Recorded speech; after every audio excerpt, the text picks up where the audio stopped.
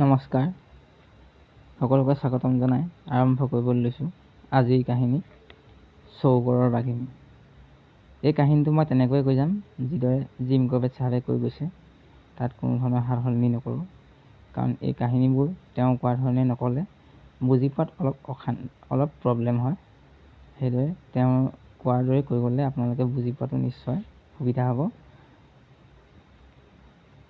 Gym কোৰ্বেট চাহাবে কৈ গৈছে, মোৰ বেৰৰ ওলমি থকা পূব কোমায়নৰ মানচিত্ৰখনত বহু ক্ৰছ চিন দিয়া আছে আৰু প্ৰত্যেকটো তেনে চিনৰ তলত আছে একোটাকৈ তাৰিখ। এই চিন আৰু তাৰিখবোৰে চৰকাৰী হিচাপমতে পোৱা চৌগৰৰ মানুহ খোৱা বাঘিনীয়ে মানুহ মৰা ঠাইবোৰ আৰু কোন কোন ঠাইত কোন কোন তাৰিখে মাৰিছে তাকে বুজাইছে। মানচিত্ৰখনত তেনে ক্ৰছ চিন আছে 3×4টা। এই সংখ্যা একেবাৰে শুদ্ধ বুলি মই ক'ব নোখোজোঁ, কাৰণ যোৱা 2 বছৰ ধৰি মই নিজে এই চিনবোৰ দিছোঁ, কিন্তু এই সময়ছোৱাত বাঘিনীয়ে মৰা সকলোবোৰ মানুহৰ খবৰ মই পোৱা নাই। তাৰোপৰি যিবোৰ মানুহ বাঘিনীৰ হাতত ঘূৰ্ণীয়া হৈ পাছত মৰিছে সেইবোৰৰ হিচাপ ইয়াত ধৰা হোৱা নাই। প্ৰথমটো ক্ৰছ চিনৰ তলত তাৰিখ লিখা আছে 15 ডিচেম্বৰ 1925 আৰু শেষৰ তাৰিখটো হ'ল 21 মাৰ্চ 1930। উত্তৰ আৰু দক্ষিণৰ শেষ চিন দুটাৰ দূৰত্ব প্ৰায় 50 মাইল। এনেকৈয়ে পূব পশ্চিমৰ দূৰত্ব প্ৰায় 30 মাইল। এই 1500 বৰ্গমাইল পৰ্বত প্ৰান্তেৰে আৱৰা অঞ্চলৰ প্ৰতিটো পাহাৰ শীতকালত ডাঠ বৰফে ঢাকি পেলায় আৰু তেনেদৰে উপত্যকা অঞ্চল ৰৌদ্ৰদগ্ধ হৈ পৰে গ্ৰীষ্মকালত। এই অঞ্চলতে এক অভাৱনীয় আতংকৰ সৃষ্টি কৰিছিল চৌগৰৰ বাঘিনীয়ে। এই অঞ্চলত সিঁচৰিত হৈ থকা গাঁওবোৰৰ কিছুমান জনসংখ্যা আছিল প্ৰায় 100 বা তাতকৈ অলপ বেছি, আৰু আন কিছুমানৰ মাত্ৰ 1 বা 2টা পৰিয়াল। এই গাঁওবোৰৰ যোগসূত্ৰ আছিল কেৱল খোজকাঢ়ি যাব পৰা সৰু সৰু কিছুমান পাহাৰী আলি। নৰসাধকৰ আবিৰ্ভাৱৰ লগে লগে এনেবোৰ হাবিতলীয়া আলিয়েদি খোজকাঢ়ি যোৱা যেতিয়া বিপদজনক হৈ পৰে, তেতিয়া এখন গাঁৱে আন এখন গাঁৱৰ লগত যোগাযোগ কৰে চিঞৰি চিঞৰি কথা পাতি। ওখ শিল নাইবা ঘৰৰ ছালৰ ওপৰত থিয় হৈ এজনে চিঞৰ মাৰি আনজনৰ দৃষ্টি আকৰ্ষণ কৰে, আৰু যেতিয়া আনজনে তেনেদৰে প্ৰত্যুত্তৰ দিয়ে তেতিয়া প্ৰথমজনে খবৰটো চিঞৰি চিঞৰি জনাই দিয়ে। এইদৰে অতি কম সময়ৰ ভিতৰতে গোটেই অঞ্চলটোৱে আৱশ্যকীয় খবৰ বিয়পি পৰে। 1929 চনৰ ফেব্ৰুৱাৰী মাহত অনুষ্ঠিত হোৱা এখন জিলা পৰিষদৰ সভাত এই বাঘজনী মাৰিবলৈ যত্ন কৰিম বুলি মই প্ৰতিশ্ৰুতি দিছিলোঁ। সেই সময়ত কোমাওৰ অঞ্চলৰ 3টা নৰসাধকৰ ভিতৰত চৌগৰৰ বাঘিনীয়ে সকলোতকৈ বেছি অনিষ্ট কৰিছিল। এতেকে মই কথা দিছিলোঁ যে চৌগৰৰ বাঘিনীকে মাৰিবলৈ মই প্ৰথমে যত্ন কৰিম।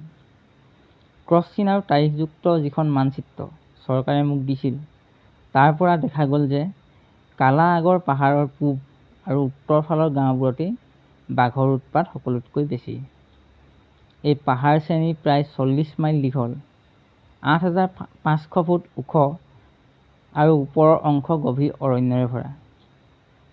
এই শৈলশিখাৰ উত্তৰ ফালেদি কোনো কোনো অংশত মাইলৰ পিছত মাইল জুৰি ওক গছৰ ভৰা অৰণ্যৰ মাজেদি আৰু কোনো অংশত অৰণ্য আৰু পথাৰৰ মাজেদি পাৰ হৈ গৈছে এটা পাহাৰী আলি। এঠাইত এই আলিৰ এটা কেঁকুৰিৰ মূৰতে আছে কালা আগৰ ফৰেষ্ট বঙলা। এই বঙলাটোৱে আছিল মোৰ লক্ষ্য। 4 দিন খোজকাঢ়ি থিয় পথেদি 4000 ফুট ওপৰলৈ উঠি 1929 চনৰ 1 এপ্ৰিলত সন্ধ্যা বঙলাটোত উপস্থিত হ'লোগৈ। এই অঞ্চলত মানুহ খোৱা বাঘিনীৰ শেষ চিকাৰ হৈছে 22 বছৰ বয়সৰ এটা ডেকা ল'ৰা। ল'ৰাটোৱে গৰু চৰাই থাকোঁতে তাক বাঘে ধৰে। মই তাত উপস্থিত হোৱাৰ পিছদিনা পুৱা চাহ খাবলৈ বহোঁতেই সেই ল'ৰাটোৰ বুঢ়ীমাক মোৰ লগত দেখা কৰিবলৈ আহে। বুঢ়ীয়ে ক'লে যে এই পৃথিৱীত আপোন বুলিবলৈ থকা একমাত্ৰ তেওঁৰ নাতিয়েকক কোনো কাৰণ নোহোৱাকৈ নৰসাধকজনীয়ে মাৰে। বুঢ়ীয়ে জন্মৰ দিনৰ পৰা নাতিয়েকৰ জীৱন বৃত্তান্ত আৰু গুণানী কীৰ্তন কৰি মোক জোৰ কৰি বাঘ চিকাৰত বান্ধিবলৈ তেওঁৰ 3জনী গাখীৰতী মহ ল'বলৈ ক'লে। যদিহে মই সেই মহ বান্ধি বাঘজনী মাৰিব পৰা যায়, তেনেহ'লে বুঢ়ীয়ে হেনো মনতে সান্তনা পাব আৰু নাতিয়েকৰ মৃত্যুৰ প্ৰতিশোধ লোৱাত সহায় কৰিব পৰা বুলি তেওঁ শান্তি পাব। গাখীৰতী মহৰ মোৰ কোনো আৱশ্যক নাই, কিন্তু নেলাগে বুলি ক'লেও অপৰাধ কাৰণে বুঢ়ীক ধন্যবাদ জনাই ক'লোঁ যে মই নৈনিতালৰ পৰা যি 4টা মহ পোৱালি আনিছোঁ সেইকেইটা শেষ হ'লেই মই তেওঁৰ মহ আনিম। ওচৰৰ গাঁওবুঢ়াবোৰৰ ইতিমধ্যে আহি গোট খোৱাত তেওঁলোকৰ পৰা জানিব পাৰিলোঁ যে 10 দিন আগতে বাঘিনীক 20 মাইল দূৰৰ এখন গাঁৱত দেখা গৈছিল। পাহাৰৰ পূবফালে থকা সেই গাঁওখনত বাঘিনীয়ে এহাল স্বামী-স্ত্ৰী একেলগে মাৰি খাই আছে। 10 দিনৰ আগৰ খোজ অনুকৰণ কৰি লাভ নাই। গাঁওবুঢ়াসকলৰ লগত বহু সময় ধৰি আলোচনা কৰাৰ পাছত পাহাৰৰ পূবফালে থকা ডালকানিয়া গাঁৱলৈকে যাবলৈ মই ঠিক কৰিলোঁ। কালা আগৰৰ পৰা ডালকানিয়াৰ দূৰত্ব প্ৰায় 10 মাইল আৰু যিখন গাঁৱত সেই স্বামী-স্ত্ৰীহাল মাৰিছে তালৈ প্ৰায় সমানেই দূৰ। মানচিত্ৰত ডালকানিয়া আৰু আশে-পাশে থকা গাঁওবোৰত ইমানেই বেছি ক্ৰছচিন পৰিছে যে অনুমান হয় বাঘিনীৰ সদৰ ঘাটি এই গাঁওবোৰৰ ওচৰত কোনো ঠাইত। পাছদিনা পুৱাৰ জলপান খাই উঠি জংঘলৰ মাজেদি কালা আগৰলৈ ৰাওনা হ'লোঁ। মোক কোৱা হৈছিল যে এই বাটটো পাহাৰৰ একেবাৰে ওপৰলৈ গৈছে আৰু তাৰ পৰা এটা সৰু আলিয়েদি 2 মাইলমান নামি গৈ ডালকানিয়া পামগৈ। ঘন অৰণ্য আৱৰা এই বাটটোত মানুহৰ সমাগম খুবেই কম। বাটটোত বাঘৰ খোজৰ চিন চাই আবেলি 2 বজাত বাটটোৰ সিটো মূৰত উপস্থিত হ'লোগৈ। ইয়াতেই ডালকানিয়াৰ বহুত মানুহে মোলৈ অপেক্ষা কৰি আছিল। ইতিমধ্যে এই মানুহখিনিয়ে চিঞৰি চিঞৰি জনোৱাৰ পথাই জানিব পাৰিছে যে মই সিহঁতৰ গাঁৱলৈ আহিছোঁ। সেইবাবে সিহঁতে আগবাঢ়ি আহি মোক জনালেহি যে ডালকানিয়াৰ পৰা 10 মাইল উত্তৰৰ এখন গাঁৱত সেইদিনাই পুৱা বাঘিনীয়ে তিৰোতা কেইজনীমানে খেতি চপাই থাকোঁতে আক্ৰমণ কৰিছিল। মোৰ লগত তম্বু ইত্যাদি কঢ়িয়াই অনা মানুহকেইটাই ইতিমধ্যে 8 মাইল খোজকাঢ়ি আহিছে যদিও আৰু খোজকাঢ়িবলৈ সাজু আছে। কিন্তু ডালকানিয়া গাঁৱৰ মানুহৰ পৰা জানিব পাৰিলোঁ যে বাঘ ওলোৱা গাঁওখনলৈ যোৱা বাটটো অতি দুৰ্গম আৰু বিপদজনক। গতিকে মোৰ মানুহকেইটা ডালকানিয়াৰ মানুহৰ লগত পঠিয়াই মই অকলেই বাঘ ওলোৱা গাঁওখনলৈ যাবলৈ ঠিক কৰিলোঁ। মানুহকেইটাৰ লগে লগে মোলৈ খোৱা বোৱাৰ ব্যৱস্থা কৰাত লাগিল। গহীনকৈ এসাঁজি খাই লৈ 3 বজাত 10 মাইল দূৰৰ গাঁওখনলৈ বুলি খোজ ল'লোঁ। সাধাৰণতে 10 মাইল 2.5 ঘণ্টাৰ বাট, কিন্তু এই ক্ষেত্ৰত অৱস্থা একেবাৰে সুবিধাজনক নহয়। পাহাৰৰ পূবফালেদি যোৱা আলিটো অকাই পকাই গিৰিখণ্ড আৰু ডাঙৰ ডাঙৰ শিলাখণ্ডৰ মাজেদি যোৱাৰ উপৰিও জোপোহা বন আৰু গছ-গছনিয়ে আৱৰি আছে। এই বিপদসংকুল পথত প্ৰতি খোজত মৃত্যুৰ প্ৰতিশ্ৰুতি লৈ লুকাই থকা এজনী ক্ষুধাৰ্থু নৰসাধকৰ প্ৰতি চকু ৰাখি আগবাঢ়োঁতে দেৰি হোৱাৰেই কথা।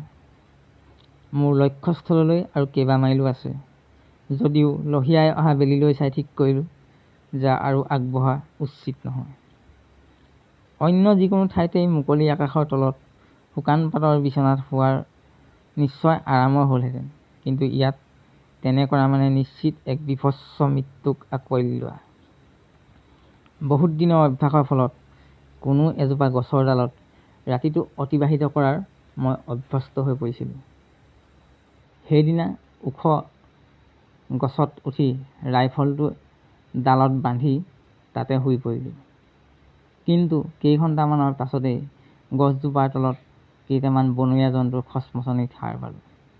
অলপ সময় তেনে খচমচনিৰ পাছতেই গছত নখৰা চোৱাৰ শব্দ মোৰ কাণত পৰিলহি। নিশ্চয় পাহাৰৰ অলপ তললৈ থকা কৰফল গছত উঠিবলৈ যত্ন কৰা এটা ভালুকৰ পৰিয়াল। যাওঁতে খুব হুলস্থুল কৰাটো ভালুকৰ স্বভাৱ, গতিকে সিহঁত নোযোৱালৈকে আৰু টোপনি নাহিল। সূৰ্যোদয়ৰ অলপ পাছতে অৰণ্যৰ মাজত 2টা ঘৰ আৰু এটা গোহালিৰে কেইএকৰমান মুকলি ঠাইত গাঁওখনত মই উপস্থিত হ'লোহি। এই সৰু গাঁওখনৰ আতংকিত অধিবাসীকেইজনে মোক দেখাই পাই খুবেই আনন্দিত হ'ল। ঘৰৰ কাষতে থকা ঘেঁহু পথাৰখন তেওঁলোকে মোক দেখুৱালে। তাতেই 3জনী মানুহে ঘেঁহু কাটি থাকোঁতে বাঘিনীয়ে চুপ লৈ থকা তেওঁলোকে দেখা পায়।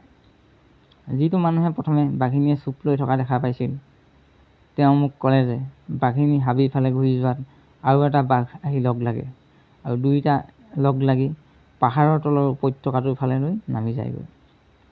ভয়ত মানুহ দুঘৰ ৰাতি একেবাৰে শুব পৰা নাছিল, কাৰণ চিকাৰ ধৰিব নোৱাৰি বাঘহালে গোটেই ৰাতি আৰু মই অহাৰ অলপ আগলৈকে গুজৰি আছিল। মই আগতেই খবৰ পাইছিলোঁ যে নৰখাদকজনীৰ লগত এটা ডাঙৰ পোৱালিও আছে।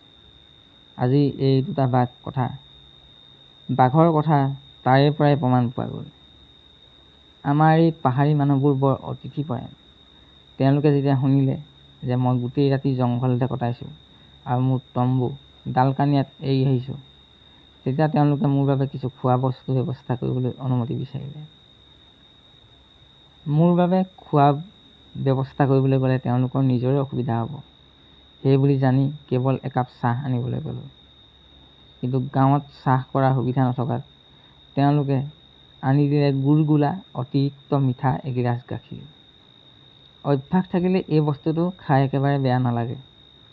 গাঁওবাসীৰ অনুৰোধক্ৰমে তেওঁলোকৰ বাদবাকী শস্যখিনি চপাওঁতে মই তাতে ৰৈ পহৰা দিলোঁ আৰু দুপৰীয়া তেওঁলোকৰ আশীৰ্বাদ মূৰত লৈ বাঘে গুজৰি থকা উপত্যকাৰ ফালে খোজ ল'লোঁ। বন্ধুসকল, আজি এই কাহিনীটো ইমানতে সামৰণি মাৰিছোঁ। ইয়াৰ দ্বিতীয় খণ্ডটো অতি সোনকালে লৈ আহিম, কিয়নো ইমান দীঘল এটা কাহিনী একেটা খণ্ডতে শেষ কৰাটো সম্ভৱপৰ নহয়, আৰু শেষ কৰিবলৈ গ'লেও 2-3 ঘণ্টাৰ এটা ভিডিঅ' হ'ব। গতিকে ইমান দীঘল এটা ভিডিঅ' বনাই আপোনালোকক আমনি নকৰোঁ বুলি ভিডিঅ'টো ইমানতেই সামৰিছোঁ। আকৌ লগ পাম এই ভিডিঅ'ৰ দ্বিতীয়টো খণ্ডৰ সৈতে। আজিলৈ ইমানেই। ধন্যবাদ।